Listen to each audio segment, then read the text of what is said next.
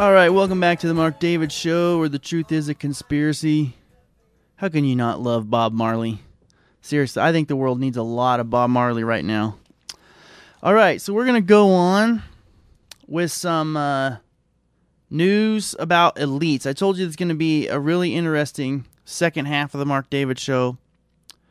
And so we're going to talk who are the elites and kind of go into maybe a little bit more of the psychology of some things. So hang in there. Here we go. A monolithic and ruthless conspiracy. A new world order. A new world order. A new world order. Military-industrial complex. All right, real interesting article today on Alternet that I found today. And it's 10 facts about the top 1%. And I'm not going to get into a big, about the 1% versus the 99%, all that crap. That communist talk. It's not really communist, but it's actually very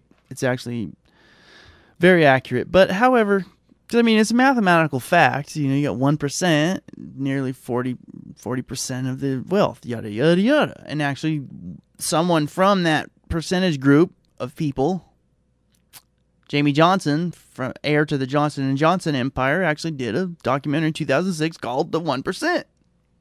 So, come on now.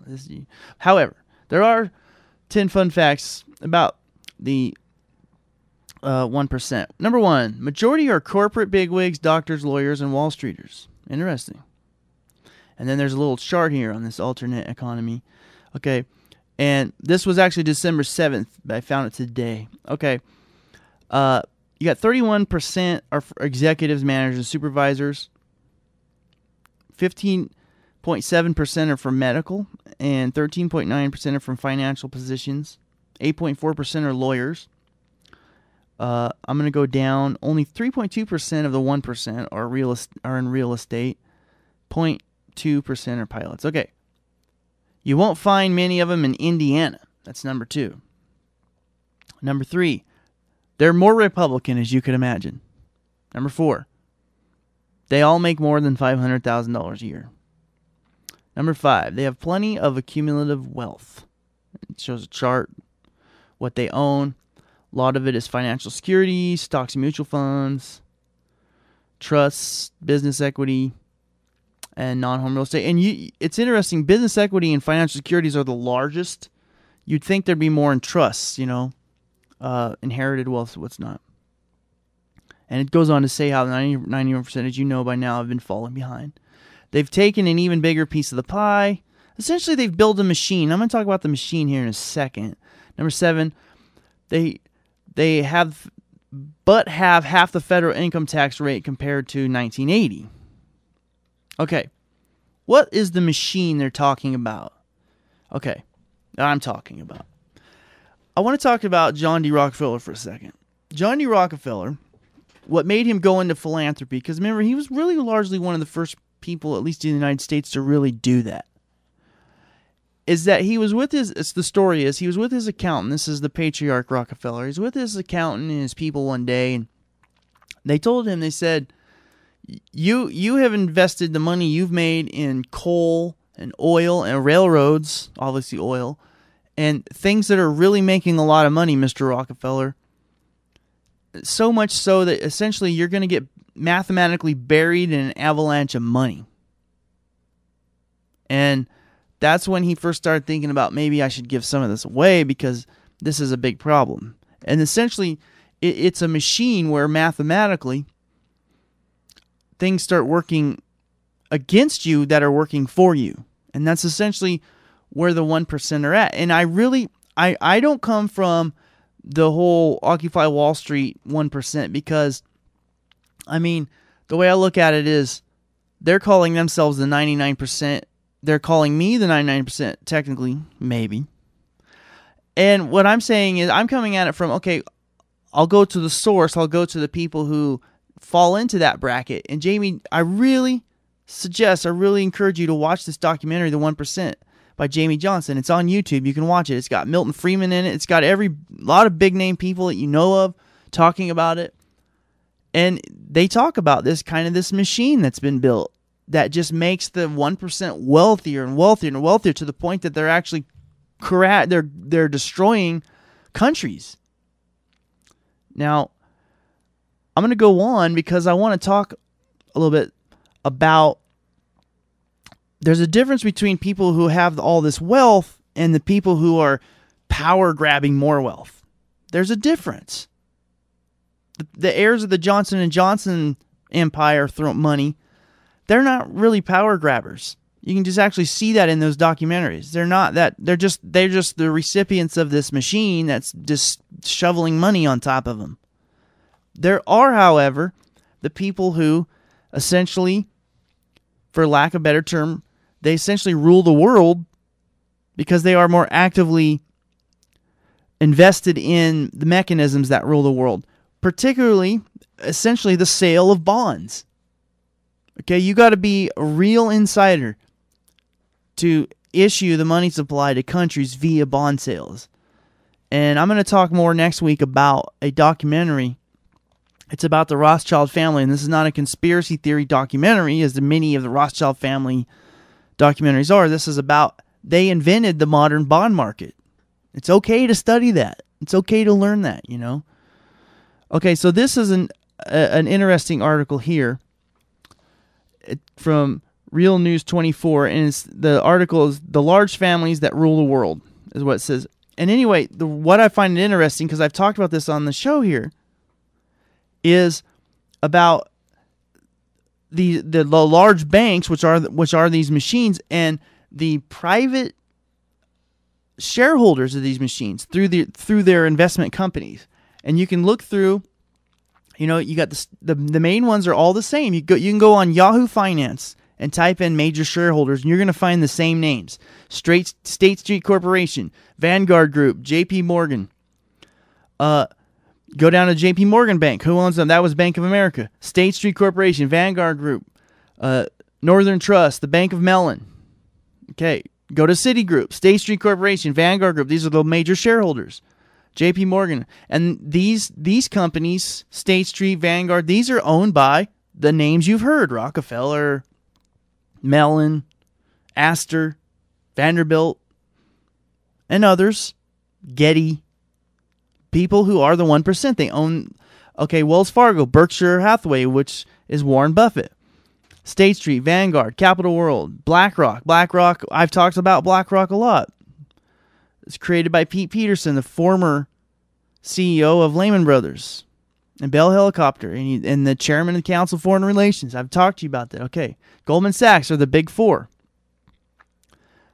which are State Street, Vanguard, BlackRock, and FMR, which is Fidelity. Morgan Stanley, the big four. New Bank of Mellon. Anyway, it goes on. This is a great article. And basically, it's true that a few families own the controlling share of these investment banks, who then therefore own the controlling share of the largest banks, which are the machines that just avalanches this wealth on people. So again, there's a difference between the people who are wealthy and the recipients of this machine and the people who are the insiders of the bond market. Okay, so I want to go on to an article. Now, Bill Clinton and Tony Blair. Tony Blair is now he was former Prime Minister of Great Britain, and now he is an employee of J.P. Morgan Chase. He largely set up Gaddafi. And they have basically, they're advising a hedge fund. This is from finalternatives.com, that hedge fund news source I was talking about earlier. And that's kind of what they do. Is you got these different classes where you got these people that are at the top, and they're the recipient. Okay, at the very top you have the people who aggressively control the bond market. They are the insiders. And then along with them are their family members and family members of corporations, and they're all shareholders in these companies, but they're not as aggressive. They can't be. They're not inside. There's only so many people can be at the top. And then you have the Clintons and the Tony Blairs of the world. and the Dick Cheneys and many of these, and the hedge funds, they're kind of all on the same level. And those are the climbers. And I'll tell you what, John Lennon, we just had a John Lennon anniversary. He's such a genius. His song, Working Class Hero, perfectly describes these people.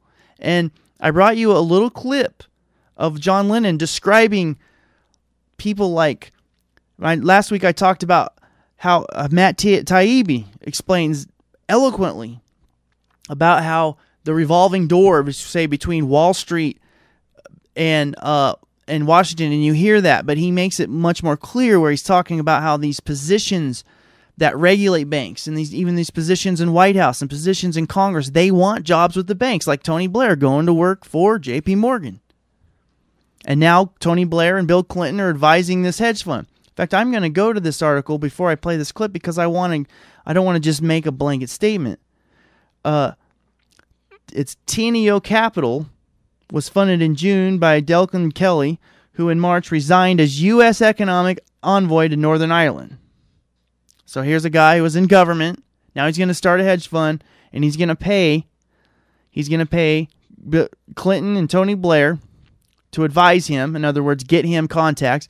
Very similar to how Fannie and Freddie pay Newt Gingrich, so on and so forth. So anyway, John Lennon's song very well describes the climber class of people. There's room at the top, they are telling you still. But first you must learn how to smile as you kill. If you want to be like the folks on the hill. John Lennon, you genius bastard. I'm serious, man. He nails that. They're saying, hey, just do our bidding. And stick it in. You know, and that's hedge funds are used in the same way. Hedge funds, I've told you how hedge funds are used to hold companies hostage. Hedge funds definitely took down Lehman Brothers. I'm not saying they weren't going to go down anyway. Lehman Brothers mostly went down largely because Hank Paulson, former CEO of Goldman Sachs, who then became Treasury Secretary, decided that they were going to go down and that his other buddies weren't. So his buddies at Morgan Stanley and so forth. But anyway, point is, John Lennon perfectly describes this climber class. Now there's this other class, and that's everyone else. And John Lennon, in the same song, Working Class Hero, which has got to be, it should be the theme song of the world right now.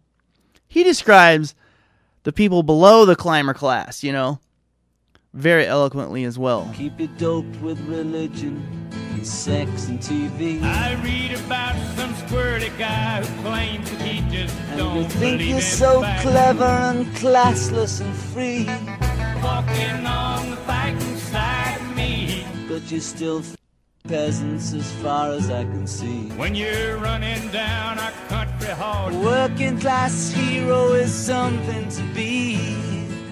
So that's what everyone else lives with. John Lennon describes it and how clever and free you think you are. You're like, I'm angry that I listen to country music. Not that old country's bad, but let's not kid ourselves that it's a propaganda machine. I'm angry. Hippies. I'm proud to be an Okie from Muskogee, even though Merle Haggard was not from there. He was born in California. Anyway, point I'm trying to make is, so are you seeing this? Are you seeing how this kind of plays all in together? All right, I was gonna go to break, but I don't got time because there's just so much important stuff going on. Okay, you know what? There is kind of a buildup of, dare I say it, a police state, prison state. I talked last week about it's a prison state. Don't blame the police. You can't blame the police. There's rotten apples. I think at this point we can say there's rotten apples, not just necessarily in the police, but also in government as well. So anyway, this is from cpj.org. 2011 prison census, 179 journalists have been jailed worldwide. Luckily, thanks to that federal judge in Oregon, Bloggers aren't journalists, so it don't count.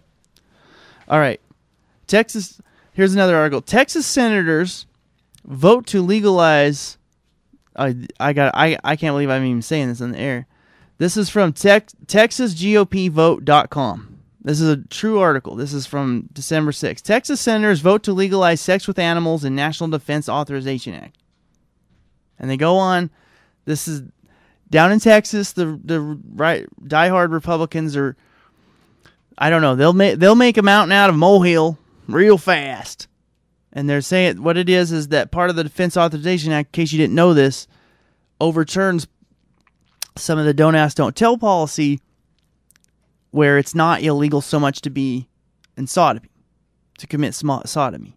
Now, the thing of that is part of the sodomy law describes sodomy as also being an act with animals. So technically, what these guys are, the TexasGOPvote.com is saying, is that technically the government wants you to have sex with animals.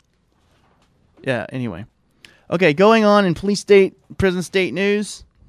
Alex Jones has prisonplanet.com. I wish I owned that website. That's such a great name. Okay. Australian is sentenced to 500 lashes by the Saudis. And this is from CBS News. The 45-year-old man, identified by family members as Mansur Al-Mabrib of southern Victoria State, was detained in the holy city of Medina last month while making the Muslim pilgrimage of Hajj. Family members told Australian media that Saudi officials accused him of insulting the companions of the Prophet Muhammad, a violation of Saudi Arabia's strict blasphemy laws. So, so this guy was sentenced to 500 lashes by our trading partner, Saudi Arabia. I'm really starting to see more and more evidence every minute of that old status quo thing that say that Russian blogger is railing against. Yep.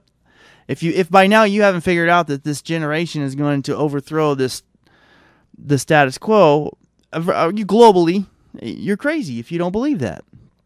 Okay, going on. Woman convicted of sorcery is beheaded in Saudi Arabia. You probably heard this. This is from the dailymail.co.uk. And it says, the Saudi court said it did not give the woman's name, the Saudi court, but said she was in her 60s. The execution brings to total 76 this year in Saudi Arabia. At least 3 have been women and 11 were foreign nationals. Okay, so this woman in Saudi Arabia in her 60s was beheaded in Saudi Arabia, America's trading partner and the Bush family's business partner, Saudi Arabia, for committing sorcery. Okay, then it goes on. The crime of sorcery, according to this article, is not defined in Saudi Arabian law, but it has been used to punish people for the legitimate exercise of their human rights, including their right to freedom of expression. And that's from Amnesty International. Sorcery is not even defined in Saudi law, but this woman had her head chopped off for sorcery. 60-year-old woman. That's our business partner. And you remember in the last weeks I was telling you about how Saudi Arabia demanded sanctions on Syria for their crackdown on protest, by golly. But then Saudi Arabia itself was sniping protesters. And is caught on film sniping protesters on the orders of the Saudi government, which is ran by the Saudi royal family, which are business partners of the Bush family. Why would we look the other way as Saudi Arabia does it? Oh, I bet it's the 1,465 barrels of oil per day that we get from Saudi Arabia in that U.S. imports. You know what? Yeah. All right. Meanwhile, a UN envoy is saying that the U.S. is not protecting Occupy protesters' rights. Hey, UN, you may want to focus a little on Saudi Arabia real fast. Not saying we don't, the Occupy Wall Street don't appreciate the shout out, but you may want to focus a little time on Saudi Arabia. Just a little. A 60-year-old woman was arrested, beheaded for sorcery. All right. This UN is from the HuffingtonPost.com. It says United Nations Envoy for Freedom of Expression is drafting an official communication to the U.S. government demanding to know why federal officials are not protecting the rights of Occupy demonstrators whose protests are being disbanded, sometimes violently, by local authorities, especially today. The station manager was talking to me about Houston. Everyone who's listening, go on YouTube and look up Occupy Houston, this big red tent, if you haven't already. It's creepy. Please do so. Call into the station and get this communique going. They got a big red tent. I saw it with my own eyes on YouTube. Here's another. A U.S. citizen is sentenced for insulting the Thai king. And this is from the New York Times. This is Joe Gordon, who was born in Thailand but has lived in the United States for the past 3 decades, was convicted of translating and posting to the internet portions of a book, The King Never Smiles, which is published by Yale University Press and banned in Thailand. So here, I just want to kind of show kind of what some of our primary trading partners and people around the world, now that we're more of a globally connected community. And I'll just remind you, that's how the globalists wanted it. Okay, so we're going to continue on. Police employ a Predator drone spy planes on the home front. And this is from the LA Times. And it says, armed with a search warrant, Nelson County Sheriff Kelly Junke went looking for 6 missing cows on the Brossart farm in the early evening of June 23rd. 3 men brandishing rifles chased him off. So this guy's looking for cows, and some guys chased him off. So, here come the cavalry with a Predator drone. John K. knew the gunman could be anywhere on the 3,000-acre spread in eastern North Dakota. I bet you this has nothing to do with the fracking natural gas oil fields over there, why they have a Predator drone. Because there's 3,000 acres, and you just never know where those 6 missing cows are, or those gunmen, those cattle rustlers. So fearful of an armed standoff, he called in reinforcements from the State Highway Patrol, a regional SWAT team, a bomb squad, ambulances, and deputy sheriffs from 3 other counties. By God, we're gonna take time off of the oil fields and focus on these cattle rustlers. He also called in a Predator B drone. Local police say they have used 2 unarmed Predators based at Grand Forks Air Force Base to fly at least 24 surveillance flights since June. The FBI and Drug Administration have used Predators for other domestic investigations, officials said. And this is a great quote from this article. We don't use drones on every call out, says Bill Mackey, head of the police SWAT team in Grand Forks. If we have something in town like an apartment complex, we don't call them in. That is one of the dumbest things I've ever heard. Seriously. And oh my gosh. Of course, how are you going to use a Predator drone in an apartment complex there, Einstein? All right, all I'm saying is it's almost time to call it good on the Mark David Show. Listen, I want to thank all the global listeners for listening tonight. I want to thank local listeners, Pullman, Moscow, keep up the fight, and local